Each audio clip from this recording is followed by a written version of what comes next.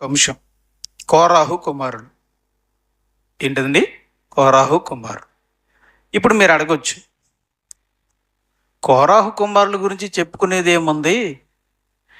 నేల నెర విడిచి మింగినప్పుడు కోరాహును అతని సంబంధులను చనిపోయారు కదా, సజీవ సమాధి చేపట్టారు కదా, ఇంకా చెప్పుకునేది ఏముంది?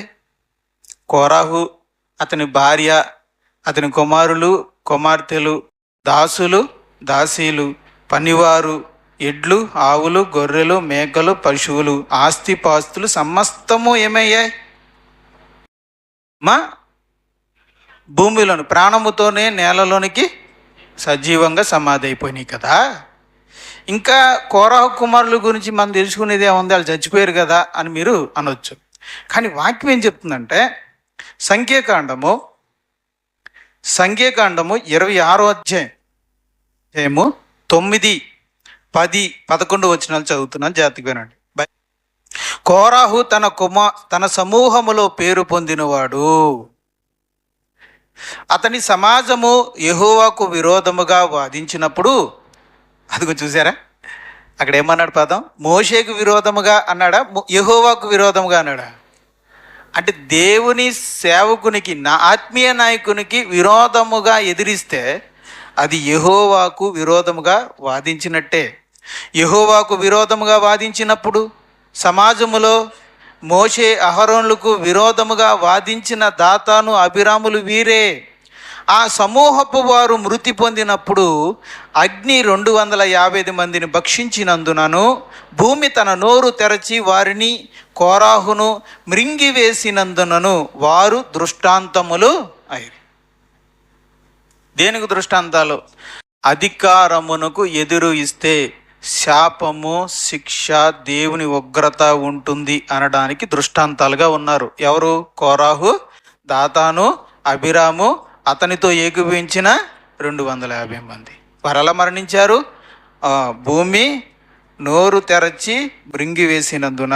మరికొంతమంది ఎలా మరణించారు? దేవుని అగ్ని చేత కాల్చబడి.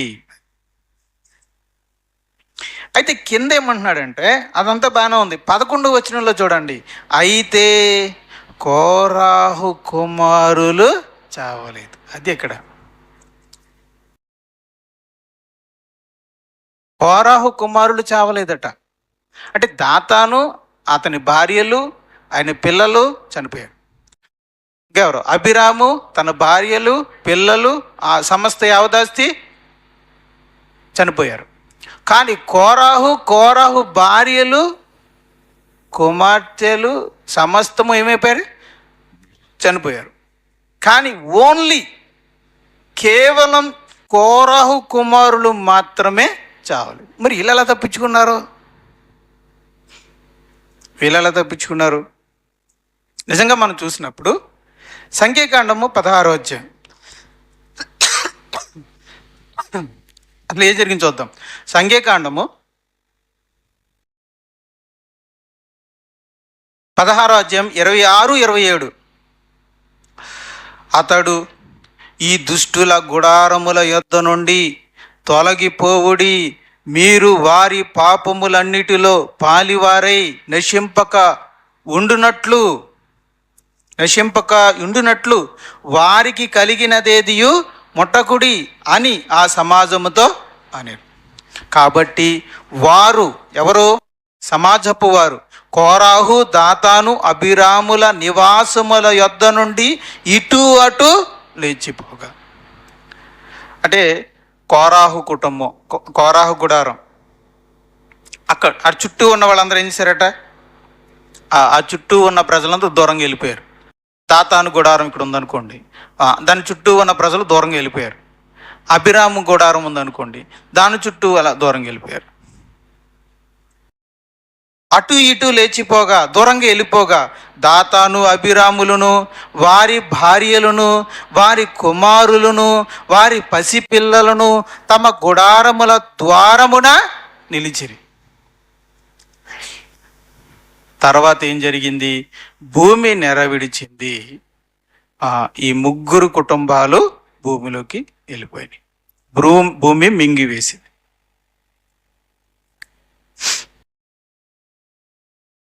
మీరు అనొచ్చు, దాతాను చేసిన తప్పుకి భార్యని చంపడం ఏంటి, వాళ్ళ బిడ్డలకు మరణం ఏంటి, తండ్రులు చేసిన దోషము పిల్లల మీదకు రాదు కదా, తల్లిదండ్రులు చేసినటువంటి అపరాధము పిల్లల మీదకు వస్తుందా, రాదు. దేవుడు ఏమన్నాడంటే, తల్లిదండ్రులు చింతకాయలు తింటే, ద్రాక్ష పళ్ళు తింటే వాళ్ళ పిల్లల పళ్ళు పులుస్తాయా, పొలవు కదా. ఎవడు ద్రాక్ష పళ్ళు తింటే వాడి పళ్ళే పులుస్తాయి. అలాగే ఎవడు తప్పు చేస్తే వాడే శిక్షించబడతాడు. తండ్రి చేసిన దోషమును బట్టి తండ్రికే మరణం, కుమారుడు చేసిన దోషానికి కుమారుడికే మరణం. మరి అన్నాడు కదా, మరి అన్నప్పుడు నీతిగల దేవుడు, న్యాయంగల దేవుడు మరి తన భార్యని తన బిడ్డల్ని ఎందుకు చంపేశాడు? మరి ఆ మరణశిక్ష మరి వాళ్ళకి ఎందుకు విధించాడు? జాగ్రత్తగా వినండి. మోషే అహరోనుల ద్వారా దేవుడు హెచ్చరించాడు, దుర్మార్గులైన కోరాహు, దాతాను, అబీరాముల నుండి దూరముగా వెళ్ళిపోండి. అప్పుడు ఏమైంది నీకు భార్య?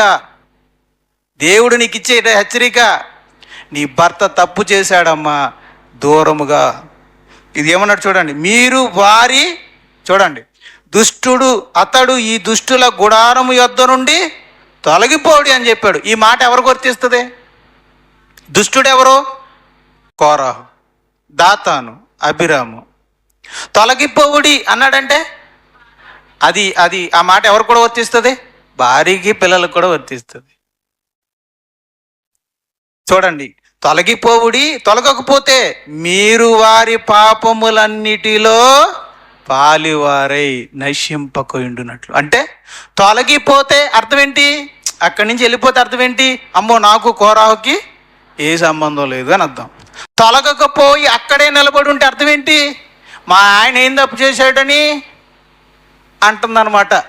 అంటే తన భర్త చేసిన దాంట్లో ఏ తప్పు లేదని తన భర్తను సపోర్ట్ చేస్తూ నిలబడిందన్నమాట. భర్త చేసినటువంటి ద్రోహానికి సపోర్ట్గా నిలబడ్డదన్నమాట. మరి పిల్లల సంగతి ఏంటి? వాళ్ళు నిలబడ్డారా, మా నాన్న చేసిన తప్పే ఉంది ఇందులో అని నిలబడ్డారు. తొలగిపోయారా, నిలిచి ఉన్నారా? చూడండి కావలితే కాబట్టి వారు కోరాహు, దాతాను, అబీరాముల నివాసముల యొద్ద నుండి అటు ఇటు లేచిపోగా, అంటే మిగతా జనం అందరూ లేచిపోయారు. దాతాను, అబీరాములను, వారి భార్యలను, వారి కుమారులను, వారి పసిపిల్లలను తమ గుడారముల ద్వారమున నిలిచి. అంటే దాని అర్థం ఏంటి? మా ఆయన చేసింది తప్పే కాదు, మా నాన్న చేసింది తప్పే కాదు. ఏ తప్పే ఉంది ఇందులో? మోషే అహరోనులదే తప్పు, మా ఆయన చేసిన తప్పు కాదు. ఎదిరించడంలో తప్పేముంది? పోరాడుతున్నారు, ఇది పోరాటం అని. భార్య ఏమనుకుంటుంది? మా ఆయన మంచిగా పోరాడుతున్నాడు అనుకుంటుంది. కొడుకులు ఏమనుకున్నారు? మా నాన్న మంచిగా పోరాడుతున్నాడు అనుకుంటున్నారు వాళ్ళందరూ. కానీ దేవుడు చెప్పాడు, వీళ్ళు దుర్మార్గులు, దేవుని అధికారాన్ని ఎదిరించిన వారు, మీరును వారి పాపంలో పారివాలకుండునట్లుగా తొలగిపోండి అన్నాడు. ఆ హెచ్చరిక వచ్చినప్పటికీ భార్యలు తొలగిపోయారా, కుమారులు తొలగిపోయారా, నిలిచి ఉన్నారా? నిలిచి ఉన్నారంటే వారును వారి పాపములో పాలువారు. అందుకే దేవుడు శిక్ష విధించినప్పుడు దాతానుకును, అతన్ని ఏకీభవించిన భార్యకును, పిల్లలకును శిక్ష విధించాడు. అంతేగాని వాళ్ళు తప్పు చేశారని కాదు. ప్రియమైన దేవుని వారలారా, దుష్టునితో ఏకీభవించకండి, దొంగతో ఏకం కాకండి, కుట్రతో మీరు పాలివారు కాకండి. మీ చేతులు వెనక్కి తీసుకోండి, లేదా దేవుడు విధించే శిక్షలో మీరు గురవుతారు. జాగ్రత్త. ఇంతకీ ఆ దుర్మార్గమైన పని చేసేది భర్తే కావచ్చు, ఆ చెడ్డ పని చేసేది భార్యే కావచ్చు, ఆ పనికి మారిన పని చేసేది బిడ్డలే కావచ్చు. అది ఎవరైనా సరే, మన కన్న బిడ్డలే మనం చేసిన దానితో మీరు ఏకీభవించకండి, దాన్ని సమర్థించకండి. ఒకవేళ చేసేది భార్య అయినా సరే దాన్ని సమర్థించొద్దు, ఖండించండి, దూరంగా తొలగిపోండి. నాకు సంబంధం లేదు దేవా, నా భార్య ఏదో పిచ్చిగా చేసుకుంటుంది, నాకు సంబంధం లేదు బాబోయ్ అని దేవునికి చెప్పేయండి. ఒకవేళ భర్త ఏదైనా పాప పనిలో ఉన్నాడు అనుకోండి, భార్యకు తొలగిపోండి ఆ విషయంలో. ప్రభా ఈ విషయంలో నాకేం సంబంధం లేదు, నేను ఏకీపించట్లేదు నాయన, అలా నా భర్తను నేను ఎదిరించలేను, ఆయన ఇది చేసుకుంటాను అంటున్నాడు, పిచ్చి పని చేసుకునేవ్వండి, నేను ఎదిరించలేను, నాకు ఆ శక్తి లేదు, అలానే నేను ఏకీపించట్లేదు ప్రభా, ఈ దుర్మార్గ పనిలో నాకు ఎటువంటి సంబంధం లేదు అని మీరు చెప్పాలి దేవునికి. ఏం చెప్పాలి అని చెప్పాలి అలా చెప్తే మీరు ఏమైనట్టు, తొలగినట్టు. చెప్పకుండా సైలెంట్గా ఉండి దానికి కూడా మీరు ఇండైరెక్ట్గా హెల్ప్ చేస్తున్నారనుకోండి, ఆ పాపంలో మనం కూడా ఏకీభవించినట్టు. ఏకీభవిస్తే తప్పు చేసిన వాడికి శిక్ష ఉంటుంది, తప్పుని ఏకీభవించిన వాళ్ళు కూడా ఉంటుంది, శిక్ష ఉంటుంది. అందుకే చూడండి, అభిరాములు వారి భార్యలు వారి కుమారులు వారి పసిపిల్లలు తమ గుడారము ద్వారమున నిలిచి తమ భర్తలు చేసే పనికి, తమ తండ్రి చేసిన పనులకి వాళ్ళు ఏం చేశారు, ఏకీభవించారు. కాబట్టి వాళ్ళకు వచ్చిన శిక్ష వాళ్ళ మీదకి వచ్చింది, భార్యల మీదకనే కుమారుల మీదకి వచ్చింది. రైట్. ఇప్పుడు నేను అడుగుతున్నాను, మరి కోరహు కుమారులు ఎందుకు చనిపోలేదు? విషయం ఏంటంటే, దాతాను చనిపోయాడు, దాతాను భార్య చనిపోయింది, దాతాను కుమారులు చనిపోయారు. అభిరాము చనిపోయాడు, అభిరాము భార్య చనిపోయింది, అభిరాము కుమారులు కూడా చనిపోయాడు. కోరహు చనిపోయాడు, కోరహు భార్య చనిపోయింది, కానీ కోరహు కుమారులు చావలేదు. అంటే ఏం చేసి ఉంటారు అమ్మా? తొలగిపోయి ఉంటారు. బాబోయ్, మా నాన్న దుర్మార్గానికి మాకు ఏం సంబంధం లేదు, జీవం గల దేవుడు చెప్తున్నాడు, మీరును వారి పాపములో పాలి వారైకుండునట్లు ఆ భక్తిహీనుల గుడారం నుండి తొలగిపోండి అని అన్నాడు. నాన్న నీకు నాకు సంబంధం లేదు, వెళ్ళిపోతున్నాం. రేయ్ నేను తండ్రిరా, మీరు కొడుకులరా, నేను కంటే వచ్చానురా, ఏంటి మీరు నాన్నగారు అయి ఉండొచ్చు, మీరు మాకు జన్మనిచ్చిన తండ్రి కావచ్చు, కానీ అసలు మమ్మల్ని పుట్టించిన దేవుని కంటే మీరు ఎక్కువ కాదు, మీరు యెహోవా దేవునికి ఎదురు తిరిగారు, మీరు చేసింది చెడ్డ పని, తప్పు.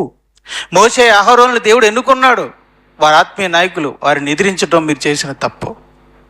నాన్న క్షమించండి, ఈ విషయంలో మేము నీతో ఏకీభవించలేము. రే కన్న కొడుకులరా, మీరు తండ్రిని వదిలేసి వెళ్ళిపోతున్నారా, మమ్మల్ని క్షమించండి నాన్నగారు, క్షమించండి, మేము ఈ విషయంలో పాలువారం కాలేం అని చెబుతూ అక్కడి నుంచి వాళ్ళు ఏం చేశారు. మరి ఆ రోజు ఏం జరిగి ఉంటుంది? ఇదే జరిగి ఉంటుంది. చెప్తానురా, నా నుంచి మీరు వెళ్ళిపోతున్నారు, మీకు చిల్లు గవ్వ కూడా ఇవ్వండిరా, అంతే కదండి. అదే కదా డైలాగ్ వస్తుంది. అప్పటికి ఇంకా లోపలికి వెళ్ళలేదు కదా, అప్పటికి భూమి నెరవేరలేదు కదా, అంతా బాగానే ఉంది. కాబట్టి తండ్రి ఏమంటాడు, ఎరా కొడుకులారా, నన్ను విడిచి వెళ్ళిపోతున్నారా మీరు, నేను చేసింది తప్పు అంటారా మీరు, వెళ్ళండిరా వెళ్ళండి, నా ఆస్తిలో చిల్లి గవ్వ కూడా మీకు ఇవ్వను, మీకు దక్కదు. నా తర్వాత నా ఉద్యోగం, మీకు ఉద్యోగం ఉంది కదండి ఆయనకి, దేవుని సన్నిధిలో ఉంది కదా ఆయనకి ఉద్యోగం. నా ఉద్యోగం నెక్స్ట్, నేను రిటైర్ అయిన తర్వాత, మరి అప్పుడు ఉద్యోగాలు ఏంటి? రిటైర్ అయిపోతే ఆ జాబ్ ఎవరికి? కొడుకులు. నా జాబ్ మీకు ఇవ్వను. అప్పుడు కుమారులు ఏమని ఉంటారు, చెప్ప నాన్న మీ ఆస్తి నాకు ఇవ్వకపోయినా పర్వాలేదు, మీ తదనంతరం మీ జాబ్ మాకు ఇవ్వకపోయినా పర్వాలేదు, కానీ దేవునికి విరోధంగా ఈ దుర్మార్గంలో మేము పాలువారం కాలేమునండి, మాకు దేవుడే కావాలి, మోషే అహరోన్లే మాకు కావాలి, దేవుని మందిరమే మాకు కావాలి. అందుకే అన్నారు వాళ్ళు, ఏమన్నారో తెలుసా? నీ ఆవరణములో ఒక దినము గడుపుట 1000 దినముల కంటే శ్రేష్టము, భక్తిహీనుల గుడారములలో నివసించుట కంటే నా దేవుని మందిర ద్వారము నొద్ద ఉండుట. ఈ పదం రాసింది ఎవరో తెలుసా? కోరహు కుమారులు. నానా భక్తిహీనుడమైన నీ గుడారంలో నేను నివసించుట కంటే, ఇదిగో నా దేవుని మందిర ద్వారమున నిలిచి ఉండుట మాకిష్టం, మాకు అంతే చాలు నాన్న, దేవుని మందిరం దగ్గర కాపలా కాసుకుని బతుకుతూ ఉన్నాను, పొండరా పొండే అన్నాడు. తర్వాత ఏం జరిగింది? నెక్స్ట్ సీన్ ఏమైంది? భూమి నెర విడిచింది, కోరహు అతని భార్య మాత్రం వెళ్ళిపోయింది. తనను ఎగువించింది భార్య, ఆమె వెళ్ళిపోయింది. భార్య ఏమని ఉంటుంది, ఏమండి ఇందులో తప్పే ఉందండి, మీరు చేసిన దాంట్లో తప్పే ఉందండి అని అందమాట. తప్పే ఉందండి అని అంది. ఆయన తప్పులో ఈమె ఏకమయ్యింది, ఇద్దరు కలిపి గోతులోకి వెళ్ళిపోయారు. అది ఆ రోజు కోరహ కుమారులు చేసినది ఏంటంటే, తమ తండ్రి చెయ్యు దుష్టత్వం నుంచి వాళ్ళు దూరంగా తొలగిపోవడం.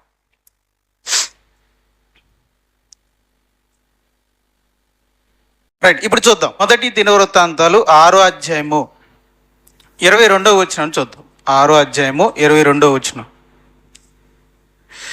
కహాతు కుమారులలో ఉందండి. ఓకే, కహాతు కుమారులలో ఒకడు అమీమానాదాబు, వీని కుమారుడు కోరాహు. కోరాహు కుమారుడే అస్సీరు. ఏం పేరు అతని పేరు? అది అస్సీరు బతికాడు ఆ రోజు. కోరాహు చనిపోయాడు, కానీ అతని కుమారుడు ఎవరు? అస్సీరు. అస్సీరు బతికే ఉన్నాడు. రైట్, 31వ వచనం. నిబంధన మందసనమునకు స్థలము ఏర్పాటైన తర్వాత యెహోవా మందిరమందు సంగీత సేవ కొరకు దావీదు నియమించిన వారు వీరు. అంటే వీళ్ళు దేనికి నియమించబడ్డారు? దేవుని మందిరములో ఏ సేవ? సంగీత సేవ చేసే భాగ్యం ఇచ్చాడు దేవుడు. ఒరే చిల్లి కావలేదురా, నీ బతుకు ఇస్తరాగా అయిపోద్దురా అని దేవుడు తండ్రి చెప్పించాడు. కానీ దేవుడు ఆ కుమారుని ఏం చేశాడు? ఆశీర్వదించి, నా పని చేయండి నాన్న, మీరు రండి, నా గుడారములో నివసించుట నాకు ఇష్టమని భక్తిహీనుడైన నీ తండ్రి గుడారాన్ని వదిలేసి వచ్చారు. నేను మిమ్మల్ని అన్నదిగా వదలను. దా, నా దేవుని మందిరంలో, నా మందిరంలో నువ్వు సేవ చేయి, నీకు సంగీత సేవ చేసే అవకాశం ఇస్తున్నాను. సొలొమోను యెరూషలేములో యెహోవా మందిరమును కట్టించే వరకు వీరు సమాజపు గుడారము యొక్క ముంగిట సంగీత సేవను ఆచరించుచుండిరి. వారు వంతులు చొప్పున తమ పని చూచుకొని చూడండి. దేవుడు వారిని ఆశీర్వదించి, వారిని అభినందించి, దేవుడు వారికి ఏ సేవ ఇచ్చాడు? సంగీత సేవ. అంటే దేవుణ్ణి ఆరాధించేటప్పుడు వాయిద్యాలు వాయిస్తారే, ఆ సేవ. తర్వాత మొదటి దినవృత్తాంతాలు 9వ అధ్యాయం 19వ వచనం. 9:19. మరియు కోరాహు కుమారుడగు ఎబ్యాసాపునకు పుట్టిన కోరే కుమారుడైన, తీసారండి 9:19, లేదంటే చూడండి ఇక్కడ టీవీలో చూడండి. కోరాహు కుమారుడగు ఎబ్యాసాపునకు, చూసారు, మళ్ళీ ఇంకో కుమారుడు దొరికాడు. అంతకుముందు ఎవరో? అసీపు. ఇప్పుడు ఎబ్యాసాపునకు పుట్టిన కోరే కుమారుని షల్లూమును వాని పితరుని ఇంటివారును వాని సహోదరులకు కోరాహీలను, కోరాహు కుమారులను ఏమన్నారు? కోరాహీలను సేవా సంబంధమైన పని మీద నుండి గుడారమునకు ద్వారపాలకులై ఉండిరి. ఏమై ఉన్నారు? దేవుని మందిరానికి ఏమై ఉన్నారు? గేట్ కీపర్స్, ద్వారపాలకులు. వాళ్ళ అనుమతి ఉంటేనే లోపలికి, ఎవరిని వెళ్ళనివ్వకుండా చూసుకునే కాపల. దేవుని మందిరంలోకి, ఆవరణములోనికి అన్ని జనులు ప్రవేశించవచ్చునా? లేదు. ఇశ్రాయేలులో మిగతా 12 గోత్రాల వారు ప్రవేశించవచ్చునా? లేదు. బయటనున్న మేకలు, గొర్రెలు, ఆవులు ఏదైనా సరే తెలియకుండా పొరపాటున వెళ్ళిపోవచ్చునా? వెళ్ళకూడదు. మరి ఎవరు ఆపుతారు ఇదంతా? మనుషులు కావాలి కదా, వాళ్ళనే ద్వారపాలకులు అంటారు. ఆ ద్వారపాలకులుగా ఉండే అవకాశం దేవుడు ఎవరికి ఇచ్చాడు? ఎవరికిచ్చారు? కోరాహు కుమారులకు ఇచ్చాడు. ఎవరికిచ్చారు? ఏలైనాడో మాట అన్నారు, చూసారా? ఈనాడో మాట అన్నారు. తాము రాసిన కీర్తనలో ఏమన్నారు? నీ మందిరములో నివసించుట ఒక దినము గడుపుట 1000 దినములతో శ్రేష్టము. Very good. భక్తిహీనుల గుడారములో నివసించుట కంటే నా దేవుని మందిర ద్వారమున నిలిచి ఉండుట మాకు అన్నారు కదా, మాకు ఇష్టం అన్నారు కదా. అయితే ఆ డ్యూటీ మీకు ఇస్తున్నాను. ఏ మందిర ద్వారమున నిలిచి ఉండుట మాకు ఇష్టం అని చెప్పి భక్తిహీనుడైన తండ్రిని, కోరాహును వదిలేసి వచ్చారో అదే డ్యూటీని దేవుడు వాళ్ళకి ఇచ్చాడు. అయితే చేయండి నాయనా, మీరే చేయండి అని కోరాహు కుమారులకు ఇచ్చాడు. రైట్, అంటే కొంతమందికి ఏ డ్యూటీ ఇచ్చాడు? సంగీత సేవ. మరి కొంతమందికి ఏమి ఇచ్చాడు? ద్వారపాలకులు. మరికొంతమందికి ఏమి ఇచ్చాడో తెలుసా? మీరన్నాడు 84 అధ్యాయం చదివారే, అది కోరాహు కుమారులు రాసిన కీర్తన. కోరాహు కుమారులు రాసిన కీర్తన చూడండి. కోరాహు కుమారులు రాసిన కీర్తనలు ఏంటో తెలుసా? కీర్తనలు 42, 43వ కీర్తన, 44వ కీర్తన, 45వ కీర్తన, 46వ కీర్తన, 47వ కీర్తన, 48వ కీర్తన, 49వ కీర్తన, 84వ కీర్తన, 85వ కీర్తన. మొత్తం ఎన్ని కీర్తనలు? 11 కీర్తనలు రాశారు. అంటే వీళ్ళు పాటల రచయితలు మరియు గాయకులు. అంటే దేవుని మందిరంలో వీళ్ళు కొందరు పాటలు పాడుతున్నారు, మరికొంతమంది సంగీత సేవ చేయుచున్నారు, మరికొంతమంది ద్వారపాలకులుగా కాపలా కాస్తున్నారు. అందరూ ఎక్కడున్నారు? దేవుని మందిర ఆవరణంలో ఉన్నారు, సేవ చేసుకుంటారు. భక్తిహీనుల గుడారాన్ని వదులుకొని రావడం వలన దేవుడు తన గుడారాన్ని వాళ్ళకి నివాసంగా ఉంచాడు. అయ్యా, నీ మందిరములో ఉంటే పిచ్చుకకే నీ బలిపీఠము దగ్గర గూటి దొరుకుతుంది కదా, నీ మందిర ఆవరణంలో నివాసించాలని ఆశ మాకుందయ్యా అన్నాడు. ఆ ఆశపడు ప్రాణమును తృప్తిపరిచిన దేవుడు వారికి ఏ సేవ ఇచ్చాడు? మందిర సేవ ఇచ్చాడు. ఏంటి ఆ సేవ అంటే, చూడండి ఏం సేవ ఇచ్చాడంటే సంగీత సేవ. ఏ సేవ? సంగీత సేవ. మరికొంతమందికి ఏమిచ్చాడు? ఇది మందిరం అండి, అది మందిరం. ఆ మందిరం కాడ ఏమిచ్చాడు? ద్వారపాలకులుగా అవకాశం ఇచ్చాడు. మరికొంతమందికి ఏమిచ్చాడు? పాటల రచయితలుగాను గాయకులుగా, అంటే ఆరాధనా సేవ, ఆరాధించే సేవ ఇచ్చాడు. అంటే ఇప్పుడు కోరాహు కుమారులు ఏం చేస్తున్నారు తెలుసా? దేవుణ్ణి ఆరాధిస్తూ పాటలు రాస్తున్నారు, పాడుతున్నారు. ఇంకేం చేస్తున్నారు? సంగీత పరిచర్య చేస్తున్నారు. ఇంకేం చేస్తున్నారు? ద్వారపాలకుల పరిచర్య చేస్తూ దేవుని మందిరంలోనికి ఎవరు వెళ్లకుండా జాగ్రత్త తీసుకుంటున్నారు, పరిచర్య చేస్తున్నారు. కీర్తనలు 84, 4, 10 వచనాల్లో ఏమంటున్నారు చూడండి. నీ మందిరమునందు నివసించువారు, ఇక్కడ చూడండి, ధన్యులు వారు నిత్యము నిన్ను స్తుతించుదురు. నీ ఆవరణములో ఒక దినము గడుపుట 1000 దినముల కంటే శ్రేష్టము. భక్తిహీనుల గుడారములలో నివసించుట కంటే నా దేవుని మందిర ద్వారమునొద్ద ఉండుట నాకు ఇష్టం.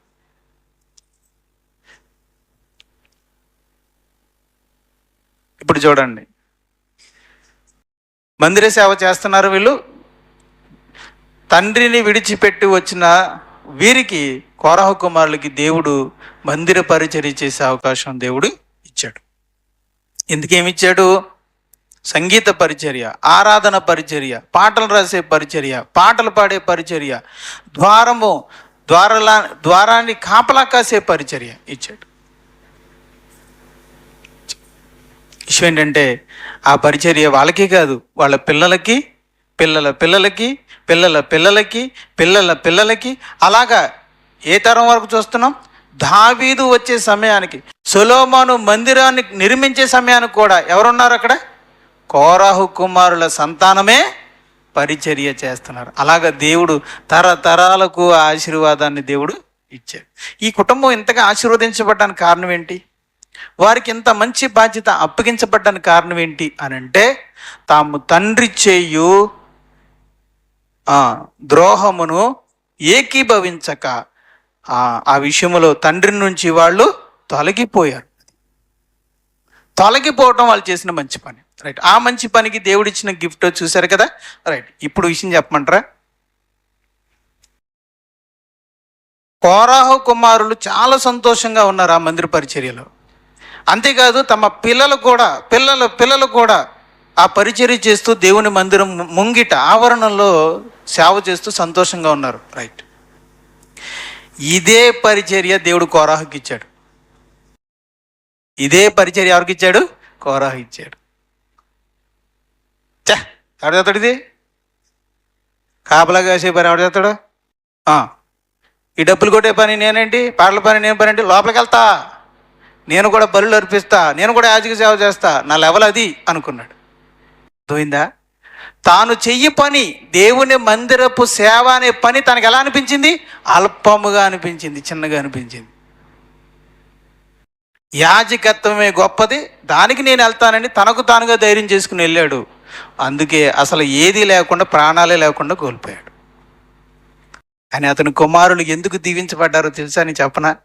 వాళ్ళ కుమారులు కొన్ని వందల తరాలు ఎందుకు దేవుణ్ణి సేవించుచున్నాయి తెలుసా? దేవా, ఆ భక్తిహీనుల గుడారములో నివసించే కంటే నీ మందిర ద్వారము ఎదుట ద్వారపాలకుడుగా ఉండడమే శ్రేష్టము అనుకున్నారు. కాబట్టి దేవా, సినిమా మాటలకి డప్పులు కొట్టే కంటే నీ దేవుని మందిరము ఎదుట సంగీతాలను వాయిస్తూ ఆరాధించటమే శ్రేష్టము అనుకున్నారు. కనుక సినిమా పాటలు రాసి పాడి ఘనత, పేరు, ప్రతిష్టలు పొందే కంటే, దేవా తండ్రి, నిన్ను ఘనపరిచే పాటలు రాసి నోరారా పాడుతూ నిన్ను ఆరాధించటమే గొప్పది, శ్రేష్టమైనది అనుకున్నారు. కనుక కోరాహు కుమారులు దేవుని మందిర సేవని అల్పంగా అనుకున్నారా, లేదా ఘనంగా అనుకున్నారా? చిన్నదనుకున్నారా, శ్రేష్టమైనది అనుకున్నారా? అందుకే వాళ్ళు చేశారు, వాళ్ళ పిల్లలు చేస్తూనే ఉన్నారు. ప్రియమైన, నేను కిందటి వారమే చెప్పాను, నీవు చేయు చిన్న పనైనా సరే అది దేవుడు నీకు అప్పగించిన ఏ పనైనా సరే దాన్ని అల్పంగా చూడకండి. చేయు చిన్న పనిని నమ్మకంగా చేయండి, అందులో ఆనందిస్తూ చేయండి. నేను దేవునికి సేవ చేస్తున్నాను ఉద్దేశంతో చేయండి. తప్పక మీకు ఆనందం కలుగుతుంది, మిమ్మల్ని బట్టి దేవుడు కూడా సంతోషిస్తాడు. మీకేం పని ఇచ్చాడు దేవుడు? ఆ పని మీకు ఏ పని చేయలేదా? అసలు మాకేమీ లేదండి, మందిరంలో ఏం చేయండి అండి, మాకే పని లేదు. అయితే ప్రార్థన చేసే పని తీసుకో. ఒక బండి నడవాలంటే పెట్రోల్ కావాలి, అలాగే సంఘం మంచిగా నడవాలంటే ప్రార్థన సపోర్ట్ కావాలి. నేను నమ్ముతున్నాను. ప్రార్థించే వాళ్ళ ప్రార్థనలు అవసరం. అందుకే పౌలు అంటాడు, మా కొరకు ప్రార్థన చెయ్యి. నేను నా బృందము సువార్త ప్రకటించడానికి వెళ్ళినప్పుడు దేవుడు మాకు సహాయం చేయలేగున మా కొరకు ప్రార్థన చెయ్యండి అని సంఘాన్ని కోరుకున్నాడు. కనుక నేను నమ్ముతున్నాను, ఇక్కడ సువార్థికుడు బలంగా వాడబడాలంటే, ఒక మైక్ సిస్టమ్ మంచిగా జరగాలంటే, నడిపించేవాళ్ళు మంచిగా నడిపించాలంటే, సంఘ కార్యక్రమాలు దేవునికి మహిమకరంగా జరగాలంటే ప్రతి ఒక్కరూ తమ తమ పనిని సక్రమంగా, బలముగా, ఆత్మీయంగా జరిగించాలంటే, ఈ సంఘము ద్వారా ఇతర ఆత్మలు ఆత్మీయంగా బలపడేలా జరగాలంటే, ఇతర ఆత్మలు రక్షించబడేలా జరగాలంటే, దేవుని నామం మహింపరచబడాలంటే ప్రార్థన అవసరము. ప్రార్థన అవసరత కావాలి. ప్రార్థించండి తల్లులారా. నాకు ఏ పని లేదండి ఈ సంఘంలో అంటే ప్రార్థించండి. రోజుకు 1 గంట, అరగంట తీసుకోండి, ప్రార్థన లిస్టు తీసుకోండి, ప్రార్థన అంశాలు తీసుకోండి, సంఘం కొరకు ప్రార్థించండి. నేనండి ముసలోళ్ళు అయిపోయానండి, అంత పెద్దతులు బాధ్యతలన్నీ అయిపోయినాయి, ఖాళీగా కూర్చుని ఆలోచించకండి. దానివల్ల మీరు చెడిపోతారు. చెడ్డ ఆలోచనలు వస్తాయి, లేదంటే రకరకాల ఆలోచనలు వస్తాయి, దిగాలు పడిపోతారు. పెద్దవాళ్ళు అయిన వాళ్ళందరికీ నేను చెప్తున్నాను, ఎప్పటి నుంచో చెప్తున్నాను, మళ్ళీ చెప్తున్నాను, అమ్మా, పిల్లలకు పెళ్ళిళ్ళు చేసి చక్కబెట్టిన మీరు మీ ఖాళీ సమయాన్ని ప్రార్థనలకు వాడండి, సంఘం కొరకు ప్రార్థించండి. సంఘం నాది, సంఘములో ఉన్న కుటుంబాలు నావి, దేవుని బిడ్డలు వీళ్ళ కొరకు నేను ప్రార్థించాలని నా వాళ్ళు అనుకుని ప్రార్థించండి. ఇంకెంతకంటే మీరు చేయగలిగింది ఏమని చెప్పండి, లేదు ఇంకేమని చెప్పండి.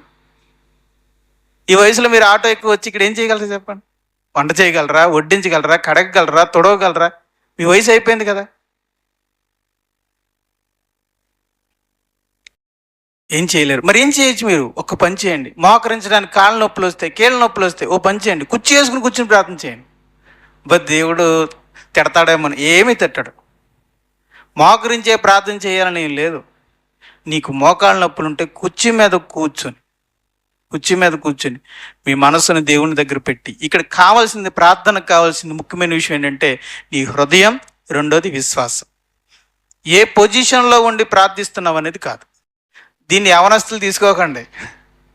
మన కాళ్ళు బాగానే ఉన్నాయి కదా, మీరు తీసుకోకండి, మనం తీసుకోకూడదు. పెద్దలు చెప్తున్నాను నేను. ఆ వయసులో వాళ్ళకి కాళ్ళు సరిగ్గా వంచబడవు గడి చెప్తున్నాను. పెద్ద వయసులో ఉన్న మీరు బాధ్యత తీసుకోండి. మీరు దేవుని కొరకు చేయవలసిన సేవలు, అమూల్యమైన సేవ ఏంటంటే రోజుకు 1 గంట సేపు సంఘం కొరకు ప్రార్థించండి. తీసుకోండి ఆ బాధ్యతని. ఇంకా మిగిలిన వారు యవనస్తులు ఎవరికి వాళ్ళే ప్రతిదీ ఆ బాధ్యతను అమూల్యమైనదిగా, శ్రేష్టమైనదిగా మీరు భావిస్తే, నమ్మకంగా చేస్తే మీ హృదయానికి ఆనందంగా ఉంటుంది. దేవుడు కూడా మిమ్మల్ని బట్టి ఆనందిస్తాడు. అపోస్తుల కార్యాలు 1వ అధ్యాయం 20వ వచనం. అపోస్తుల కార్యాలు 1వ అధ్యాయము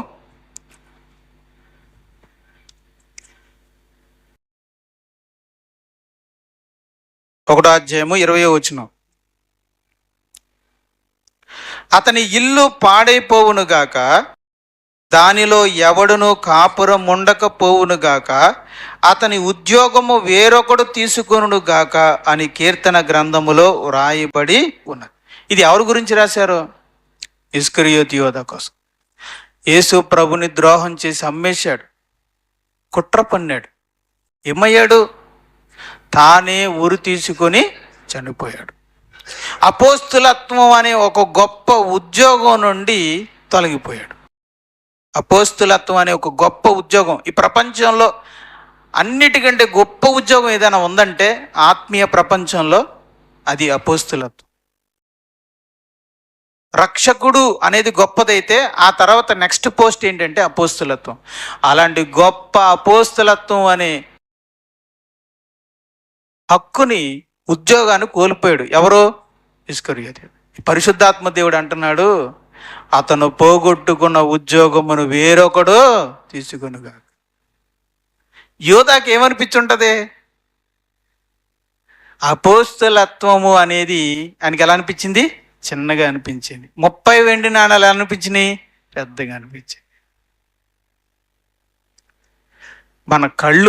మన కళ్ళు బయలుగమ్మోతే, మనం సాతాను చేత మోసపోతే, మనం దేవునికి చేసే సేవ మనకి చిన్నది అనిపిస్తుంది.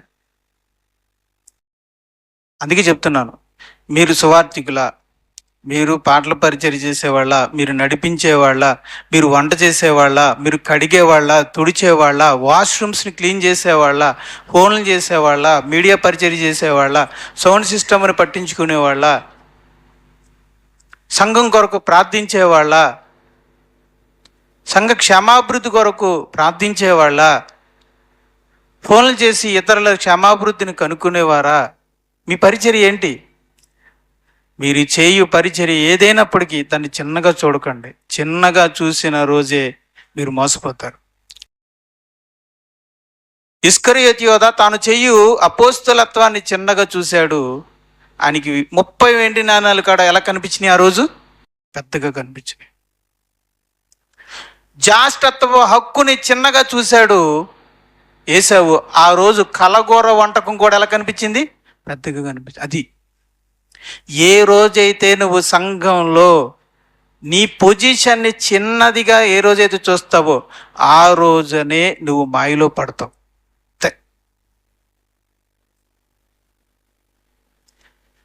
అందుకే ఒక విశ్వాసిగా నాకు అర్థమైన విషయం మీకు చెప్తానండి. సంఘంలో ఒక సామాన్యమైన, ఏమీ లేని, ఏ పని లేని ఒక చిన్న విశ్వాసిగా ఉండడమే గొప్ప విషయం అనుకోవాలి. ఆ మైండ్ సెట్కి వచ్చేయాలి. మనం వచ్చేది ఫ్రీ అయిపోతాం. సంఘంలో పాటల పరిచర్య లేదు, నడిపించే పరిచర్య లేదు, ఏ పరిచర్య లేదు. జస్ట్ ఒక విశ్వాసి, ఏ టాలెంటు లేదు, కానీ హృదయములో దేవునితో మంచి సంబంధం కలిగిన విశ్వాసి. అసలు అలా ఉండడమే గొప్ప విషయం కాదా? మీకు అది జీర్ణించుకోరు. కాదండి, అతను ఎలా గొప్పడు అవుతాడండి, ఆ స్థానం ఎలా గొప్పది అవుద్దండి చెప్తాను. పరలోకంలో మహాదేవదూతల మధ్యలో తండ్రి అయిన దేవుడు, యేసుక్రీస్తు వారు, పరిశుద్ధాత్ముడు ఉన్న లోకంలో, దూతలు, మహాదూతలు ఉన్న ఆ పరలోకంలో అన్ని 100 మంది 1000 మంది పరిశుద్ధులలో వెనకాల ఒక ఆయన నిలబడ్డాడు. అందరికంటే వెనకాల నిలబడ్డాడు. ఆయన భూమి మీద ఉన్న వాళ్ళందరిలో కంటే గొప్పడు కదా? ఇప్పుడు చెప్పండి, పరలోకంలో చాలామంది పరిశుద్ధులు ఉన్నారు. వాళ్ళందరికంటే వాళ్ళ స్థాయిని బట్టి వెనకాల నుంచున్నారు. ఎవరో ఒక ఆయన ఆఖరి నిలబడ్డాడు, బాప్తిస్మ ఇచ్చే యోహానులాగా వెనకాల నిలబడ్డాడు ఒక ఆయన భూమి మీద ఉన్న వాళ్ళందరిలో కంటే గొప్పడు కదా. ఎందుకు గొప్పడు? ఎక్కడున్నాడు ఆయన? అమ్మా ఎక్కడున్నాడు? రైట్, పరలోకంలో లాస్ట్ బెంచీలో లాస్ట్లో ఉన్నాడంటే గొప్పోడు అని చెప్తారు. కానీ చర్చిలో ఆఖరిలో ఉన్నవాడు గొప్పవాడంటే నమ్మలేకపోతున్నారు. అది మన గుడ్డితనం. అది నేడు సేవకులు ఈ విషయాన్ని సరిగ్గా చెప్పట్లేదు, సంఘాలు ఈ విషయాన్ని చెప్పట్లేదు. సువార్త సేవే గొప్పది, పాటల పరిచర్య గొప్పది, లేకపోతే సౌండ్ సిస్టంలో పరిచర్య, సంగీత సేవ గొప్పది, ఆరాధన చేస్తేనే గొప్పది, ఏదో ఒకటి దేవుని కోసం చేసినాడు గొప్పవాడు అంటుంది. కాదు, అసలైన విషయం ఏంటో తెలుసా? నిజ క్రైస్తవుడిగా, ఒక సామాన్యమైన మానవుడిగా బ్రతకడమే గొప్ప విషయం. ఇది నేను గలమెత్తి చెప్తున్నాను ఈరోజు, నాకు అర్థమైన విషయం ఈరోజు మీ అందరికీ చెప్తున్నాను. నేను బయటికి వెళ్తే అందరికీ చెప్తాను, పిచ్చోళ్ళారా, అందరూ పిచ్చోళ్ళు అయిపోతున్నారు ఈరోజు. అందరూ దేవుని సేవకుడు గొప్పవాడు అనుకుంటున్నారు. కాదు, ఏ సేవ చేయకపోయినా, ఏ పాట పాడకపోయినా, ఈ మందిరంలో ఒక్క పని లేకపోయినా, ఒక సామాన్యమైన విశ్వాసిగా నిజ క్రైస్తుడిగా బ్రతికితే వాడు గొప్పవాడు. నా మాట నిజం. ఎప్పుడో తెలుసా? క్రీస్తు రెండవ రాకడలో వచ్చినప్పుడు అది నిజం. నేను ఆవేశంతో చెప్తున్నా, నిజంగా అన్నీ తెలిసే చెప్తున్నా. నేనన్న మాట నిజమని ఎప్పుడు నిరూపణ అవుతుందంటే, ఇప్పుడు నిరూపణ అవ్వదు. ఎందుకు అవ్వదంటే, మనం ఒక భ్రమలో మాయలో మనం ఉన్నాం, అన్ని సంఘాలు ఉన్నాయి. కానీ యేసు ప్రభు రెండో రాకడ వచ్చినప్పుడు, ప్రభు ఎదుట నిలబడినప్పుడు అంచనాలన్నీ తారుమారు అయిపోతాయి. సేవకులు గొప్పవాళ్ళు అనుకున్న వాళ్ళందరూ వెనకాల నుంచి ఉంటారు, ఎవరైతే వెనకాల ఉన్నారనుకుంటాం వాళ్ళందరూ ముందు ఉంటారు. అందుకే యేసు ప్రభు అన్నాడు, ముందటి వారు కడపటి వారు అగుదురు, కడపటి వారు అవుతారు. ఎప్పుడది? ఇప్పుడు కాదు. ఈరోజు సేవకుడు మాత్రమే గొప్పవాడు. ఇప్పుడు ఏదో పరిచయం చేస్తే, ఓ పాట పాడితే వాడు గొప్పవాడు, ఓ పాట రచిస్తే గొప్పవాడు. కానీ సామాన్యమైన విశ్వాసి గొప్పడు కాదు. కానీ అతడు గొప్పతనం ఏంటో తెలుసా? చాలామంది ఏమనుకుంటారంటే అది అనుకుంటారు. కానీ నేనన్న మాట చెప్తాను చూడండి, పేద లాజరు చచ్చిపోతే ఎవరు వచ్చారు? అది చచ్చిపోతేనే అసలు విలువ తెలుస్తుంది. అసలు ఎవరతను? పాటగాడా, గాయకుడా, సంగీతకారుడా, సువార్తికుడా, బోధకుడా, ప్రవక్త, యాజకుడా? ఎవరతను? తిండికి కూడా, తినడానికి కూడా తిండి లేని, గతి లేని ఒక పేదవాడు ద్వారమును యొద్ద నిలబడి, ధనవంతుడు ఏదైనా తినగా మిగిలి పడితే అది తినదామని ఉన్న ఒక పేదవాడు. కానీ ఇంకోటి చెప్పమంటారా? పేదవాడైన విశ్వాసి. గుండెల నిండా ఏముంది? కడుపు నిండా ఏం లేదు, లేదు. కానీ గుండె నిండా ఏముంది? విశ్వాసం ఉంది. ఆయన చనిపోతే దేవుడు పనిగట్టుకుని ఎవరు పంపించాడు? అది that is level, Lazar level అనమాట. నేను అన్న మాట నెరవేరాలంటే మీరు చనిపోవాలి, లేదంటే యేసుప్రభు అన్న రావాలి. అప్పుడే తెలుస్తుంది మీకు. అందుకే ఈరోజు క్రైస్తవం గుడ్డితనంలో ఉంది. అందుకే నేను సేవకుని అయిపోవాలి, లేదా నేను పాటగాడిని అనే దృష్టి పెడుతున్నారు. కానీ ఆత్మీయంగా డెవలప్ అవడంలో ఎవరు దృష్టి పెట్టట్లేదు. సేవకుడు అంత ఎదిగిపోతే గొప్పోళ్ళు అయిపోయాం అనుకుంటున్నారు అందరూ. నేను ఒక గాయకుని అయిపోతే, సంఘంలో ఆరాధన చేసేస్తే నేను గొప్పవాడిని అయిపోను. కాదు, నువ్వు నిజమైన విశ్వాసిగా జీవిస్తేనే గొప్పడు. నువ్వు ఆత్మీయంగా బలం ఎంత ఎదిగావు హృదయంలో, అదే గొప్పతనం. అందుకే ఈరోజు చూడండి, సేవకులు ఎక్కువ ఉన్నారు, క్వాలిటీ తక్కువ ఉంది. పాటల రచయితలు ఎక్కువ ఉన్నారు, గాయకులు ఎక్కువ ఉన్నారు, సంగీత పరిచర్య ఎక్కువ ఉంది, కానీ క్వాలిటీ లేదు. భక్తి జీవితంలో క్వాలిటీ లేదు. సేవకుడు ఏంటండి, ఎలా చేయడం ఏంటండి అంటూ ఉంటారు. ఆడేమో చర్చిలో ఆరాధన చేస్తాడండి, ఇంటికాడేమో సినిమా పాటలు పాడతాడు ఏంటండి అంటాడు. వీడేమో అలా ఉంటాడండి, ఇంటికాడేమో ఇలా ఉంటాడు. క్వాలిటీ ఎందుకు లేదు? వరం చూస్తేనేమో అద్భుతం, ఫలం చూస్తేనేమో సున్నా. ఎందుకు ఈరోజు క్వాలిటీ ఎందుకు లేదంటే, సంఘం తన దృష్టిని మార్చుకుంది, వరం వైపుకు, పరిచర్య వైపుకు చూస్తుంది. కానీ ఫలం వైపుకు, జీవితం వైపుకు సంఘం ఈరోజు చూడట్లేదు. ఘనత కోరుకుంటున్నారండి, అది మిస్టేక్. ప్రస్తుతం సంఘం దేని కోరుకుంటుంది? ఘనత కోరుకుంటుంది. సంఘాలు కూడా ఘనతను కోరుకుంటున్నాయి. ఏదైనా చిన్న సత్క్రియ చేసి పెద్ద ఫ్లెక్సీ ఎట్టేసి మా సంఘం ద్వారా ఇది చేసాం అని యూట్యూబ్లోను ఫేస్బుక్లోను, ఎందుకంటే ఈరోజు పిచ్చి పట్టింది సంఘాలకు కూడా. ఆకివీడులో క్రీస్తు సంఘం చాలా గొప్పది అని చూపించుకోవడానికి ప్రయత్నం. ఎందుకు ఎవరు చూపించుకుంటా, ఎవరు చూడాలని పిచ్చి పట్టింది ఈరోజు. మిగతా సంఘాలు చూడాలి, మనం కూడా ఒక పాట పాడదాం, మనం కూడా ఒక పాట పెట్టి ఆ యూట్యూబ్లో పెట్టి ఆకివీడు క్రీస్తు సంఘం ఇలా అద్భుతమైన పాట కట్టింది. ఇంతకీ పాట ఎందుకు కట్టావు? ఆత్మ భారంతో కట్టావా? ఆత్మీయ ప్రయోజనంతో కట్టావా? కాదు. ఈరోజు సంఘం యొక్క ఉద్దేశం ఏంటంటే మా సంఘం కూడా సోషల్ మీడియాలో సర్క్యులేట్. ఉద్దేశాలు మారిపోతున్నాయి. చేసేది దేవుని సేవే, కానీ ఉద్దేశం మాత్రం వేరే. దయతో క్షమించండి, టాపిక్ డివియేట్ అయిందని. అంటే ఉద్దేశాలు మారిపోతున్నాయి. ఈరోజు చేసేది దేవుని సేవే, చేసేది ప్రసంగాలే, చేసేది పాటలే, చేసేది పరిచర్యే, చేసేది సత్క్రియలే. కానీ సంఘానికి విశ్వాసులకు ఒక పిచ్చి పట్టింది. ఏంటా పిచ్చి అంటే ఘనత పొందాలి, మనుషులు చూడాలి. నేను చర్చిలో ప్రతి విశ్వాసి ఉద్దేశం ఏంటంటే సంఘం నన్ను గుర్తించాలి. అది విశ్వాసకు ఉన్న పిచ్చి. సంఘాలకు వచ్చిన పిచ్చి ఏంటంటే ఇన్ని సంఘాల్లో మా సంఘాన్ని కూడా గొప్పదని గుర్తించాలి. అదొక పిచ్చి. మేము మామూలు స్టార్ ఎట్లేదు ఈ సంవత్సరం. అసలు స్టార్ ఇంత పెద్దగా అయిపోవడానికి కారణం ఏంటి చెప్పండి? ఇంత స్టారు, చర్చి మీద ఇంత స్టారు కాస్త ఇప్పుడు క్రేన్ మీద మోసుకొచ్చి తీసుకుని పెట్టాల్సిన స్థాయికి ఎందుకు వచ్చింది? పాలానా చర్చి వాళ్ళు స్టార్ పెట్టారా, ఎంత ఉంది అని జనాలు చెప్పుకోవాలి. పిచ్చి పట్టింది ఎవరికి? సంఘాలకి. ఘనత అనే పిచ్చి పట్టింది. ఒకవేళ మీకు పట్టిందేమో వదిలించుకోండి. నేను రోజు దులుపుకుంటూ ఉంటాను. ఏమి కాదు, ఈ రోజు దులుపుకుంటే బూజు ఈ రోజు దులుపుకుంటే మళ్ళీ 4 రోజులకు పడుతుందా లేదమ్మా?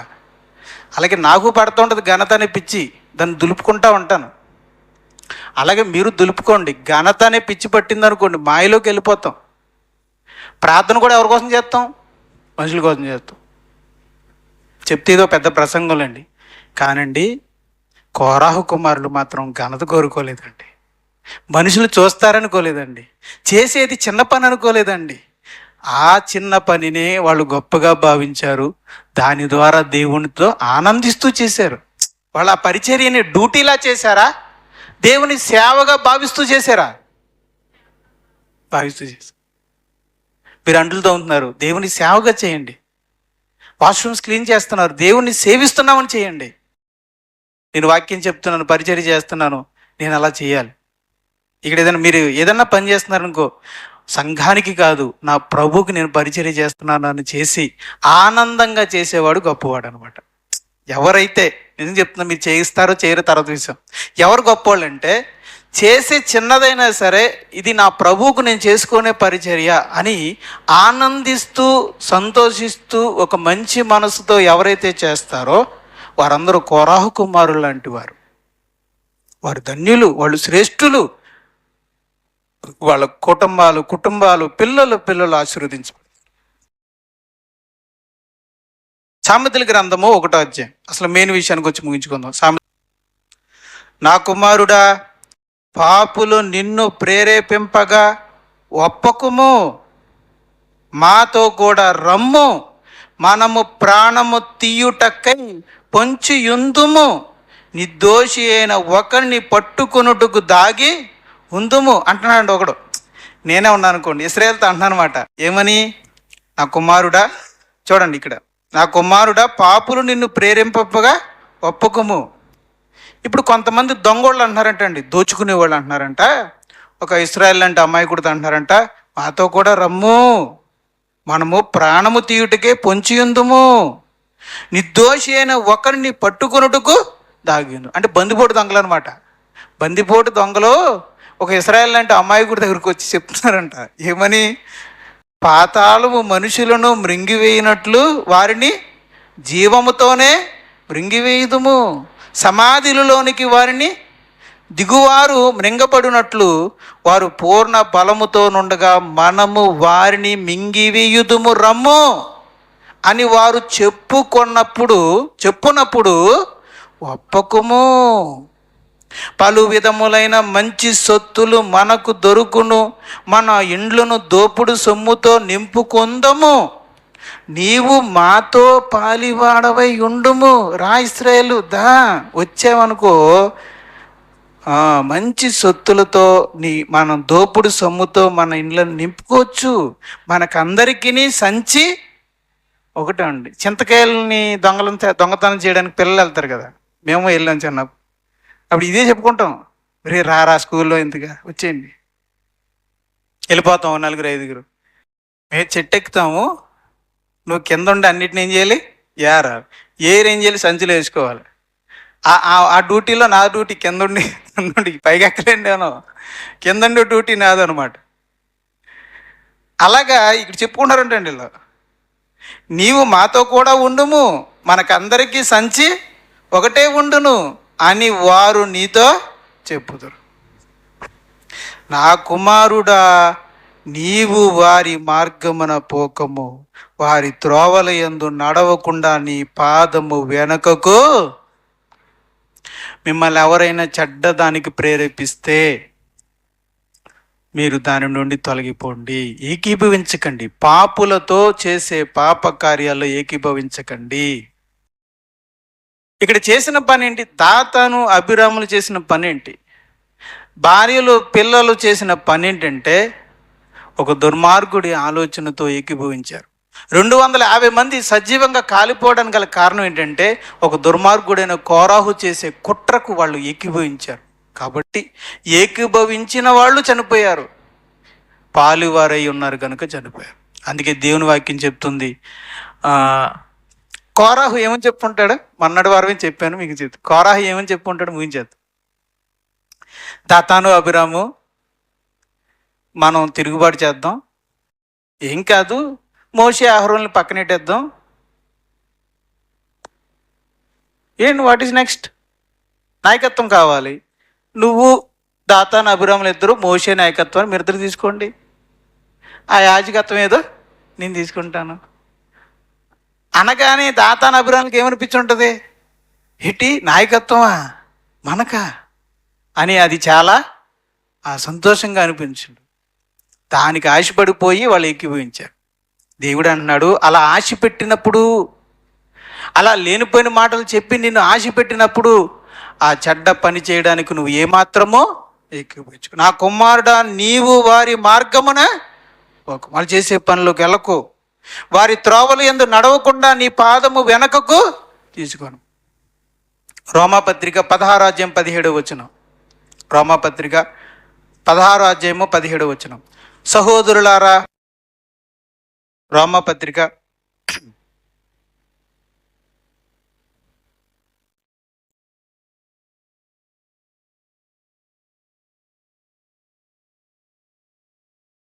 సహోదరులారా, మీరు నేర్చుకొనిన బోధకు వ్యతిరేకముగా, చూసారా, మీరు నేర్చుకున్న బోధకు వ్యతిరేకముగా భేదములను ఆటంకములను కలగజేయు వారిని కనిపెట్టి ఉండుడని మిమ్మును బతిమాలుకొనుచున్నాను. నేను కూడా మిమ్మల్ని బతిమాలుతున్నాను.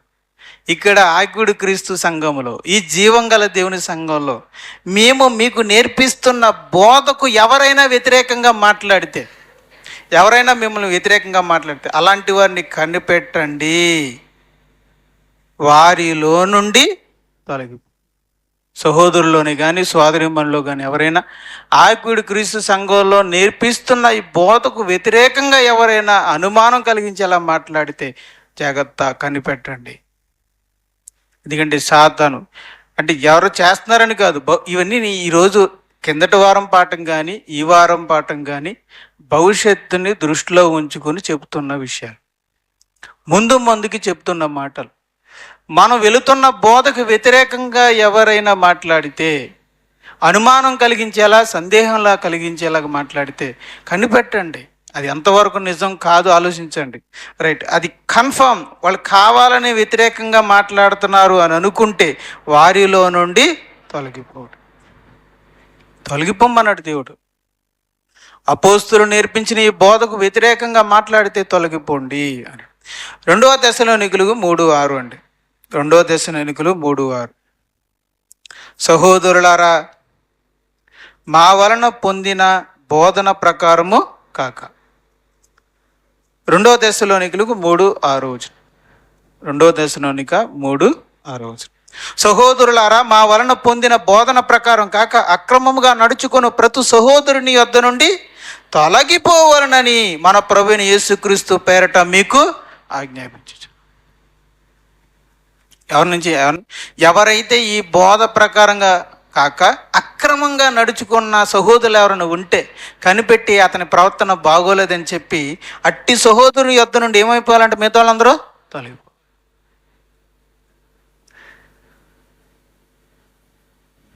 ప్రియమైన దేవుని వారలారా, నేను ఈ సందర్భంలో మాట చెప్తాను.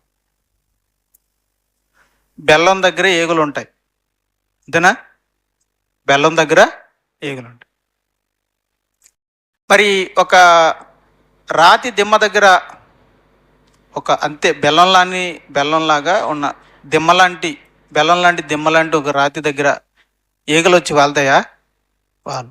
అలాగే నువ్వు ఒక మంచి విశ్వాసురాలువైతే మిగతా విశ్వాసులు నీ చుట్టూ చేరతారు.